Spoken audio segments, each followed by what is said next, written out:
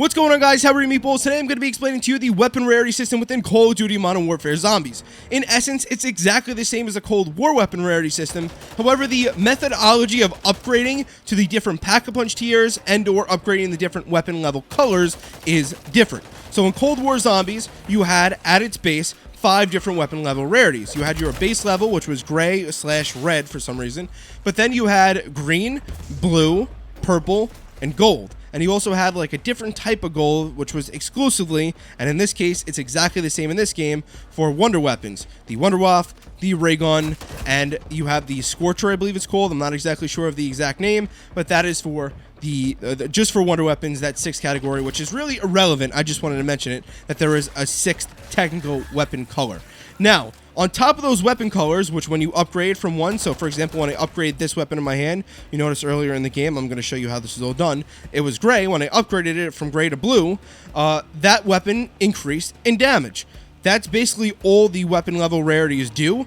And then on top of that, you can PackAPunch your weapon to increase the weapon level rarity. And then you may gain some bonus effects from PackAPunching, like, for example, maybe a faster rate of fire in certain weapons. Maybe the weapon becomes automatic on certain weapons. Whatever it may be, obviously PackAPunching, we all already know, makes the weapon more powerful.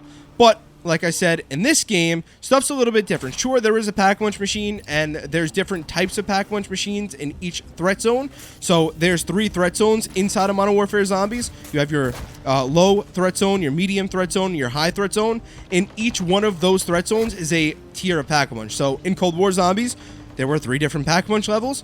In Modern Warfare Zombies, there are also 3 different levels of PackAPunch. You get your Tier 1 PackAPunch from the Tier 1 threat zone, your Tier 2 PackAPunch from the Tier 2 threat zone, and obviously your max damage output, your Tier 3 PackAPunch from the Tier 3 threat zone. Now, to upgrade your weapon, and let's pause right here real quick just to tell you that we have the most elite guides on the YouTubes. Whether you want the buy stations explained to you, you want the weapon loadouts, whether it's your... Here you go right here, whether it's your acquisitions and schematics, your operators, your rucksacks, your guns, starting weapons, everything and anything explained to you from Call of Duty Modern Warfare Zombies, the most elite guides on the YouTubes. We got them over here. Make sure you check out my channel for all that stuff. Make sure really make sure you're subbed if you enjoy COD Zombies, because I am a COD Zombies fanatic. There's something wrong with me. As well as I stream zombies over on Twitch, twitch.tv/SCHEMATICS123. Links are all down below in the description. Anyways, let's get back into it. In Cold War Zombies, the way of upgrading your gun from gray to green, to blue, to purple, to gold was different than in Modern Warfare Zombies. In Cold War Zombies, you had to go to an armor station in which you can pick your different weapon level rarity that you'd use salvage for. In this game, all you have to do is find an Aether tool. Now, in Cold War Zombies, if some of you remember, there actually were some Aether tool Easter eggs that you can do, and that would upgrade the color of your weapon.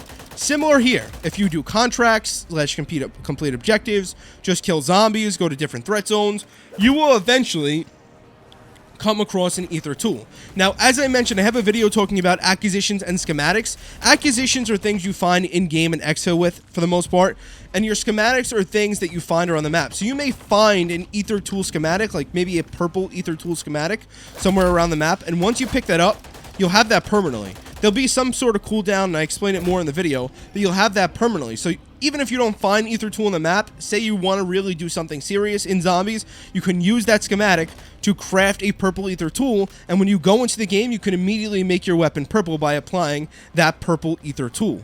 I'm not sure of the exact weapon, or the exact rarity level they call it, but it doesn't matter. It's literally denoted, I don't think that's the right word, but you know what I mean, by the color. So, as you can see, in the lower right-hand corner, my weapon level is gray. I'm pretty sure this is the objective right here. It is. I complete this contract, and right there, one of the rewards is a rare Aether tool. This is blue, as you can see, and what would you expect a blue Aether tool does to my weapon? When I eventually pick it up, it took me a little bit to figure out how it worked, but when I eventually picked it up and equipped it, as you can see, my weapon went to blue. It's not very difficult. There are 5 different... and there you go, I died. There are 5 different weapon level colors / rarities, and with each one, your weapon increases in damage. On top of that, you can also PackAPunch your weapon to increase level damage. A Tier 1, Tier 2, and Tier 3 PackAPunch. To have the maximum possible damage output from your weapon, you need to have a Tier 3 gold weapon. The PackAPunch system in this game actually works exactly the same as Cold War. As I just said, you have three different threat zones, your low, medium, and high threat zones. People just keep calling me, right? Your low threat zone is your tier 1, your medium is tier 2, and your high threat zone is tier 3. At that point, once you have that upgraded to tier 3 and gold, you're good to go. There's nothing else you can do to make the weapon more powerful. If you don't like the effectiveness, you got to get a new weapon. Now, and this is just me changing some settings around here. We're doing this all live right now just because we got to get moving with the videos. One last thing I want to mention is that there actually is a way to PackAPunch the weapon via the methodology of the Aether tool. So you can find crystals around the maps. You had crystals, Aetherium crystals in Cold War zombies. Inside of Modern Warfare zombies, you actually also have crystals, and if you find them around the map, same thing if you do certain contracts, if you're in certain threat zones, kill zombies, kill AI, whatever it may be, you will eventually come across crystals. And again, same thing in your acquisitions. If you exfil with them successfully, you may have them in your acquisitions and you can stash them there. And in your schematics, if you find the schematic for certain Aetherium crystal levels, you can eventually build it and go spawn into the map with it, and you'll be able to PackAPunch your weapon via those crystals. So the same way you pick up an Aether tool and apply that to your weapon to turn it, in this case, in my game right here, from gray to blue, and there's an AI just absolutely destroying me.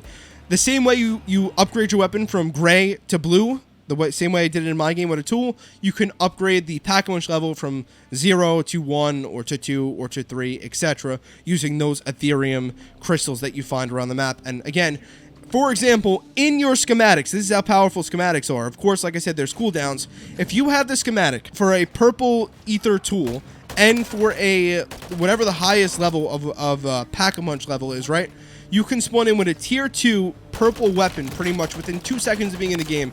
You can have a tier 2 purple PackAPunch gun and get moving whatever you want to do in the game. So the weapon rarity system in this game, like I said, is exactly the same as Cold War, but the ways of kind of applying stuff could be a little bit different and is a little bit different. So I wanted to explain and clarify how everything works. I'm sorry that the video was so long. I'm sorry that I'm repetitive, but I wanted to do this live and be as thorough as possible. And at worst, you guys have a great understanding of what's going on with all the repetitiveness and explanations. There you go. If you did enjoy the video, drop it a thumbs up. Make sure you are subscribed to the channel for more Elite COD Zombies guides, videos, tutorials, whatever it may be. Follow over on Twitch for daily Zombies live streams, and I'll see you guys in the next video. Peace out.